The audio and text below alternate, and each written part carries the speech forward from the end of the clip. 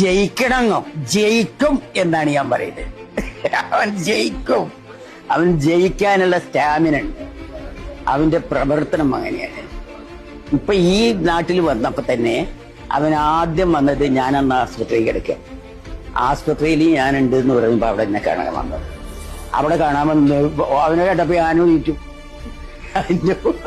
NEET പിന്നെ അവിടുന്ന് ഇങ്ങനെ നോക്കിക്കേണ്ടവന് എന്നാ ഞങ്ങളങ്ങനെ നടക്കട്ടെയായിരുന്നു.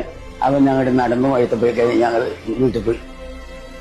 എന്നിട്ട് അതിനുശേഷം അവിടെ ഉച്ചയ്ക്ക് ആ വീടിന്റെ അടുത്ത് ഇവൻ വന്നിട്ട് അവിടെ പ്രസംഗിക്കുന്നു. അവിടെ ഞാനെത്തി. അവിടെ നിങ്ങളെല്ലാം ആസ്പത്രിയിൽ കിടത്തിയിരുന്നു.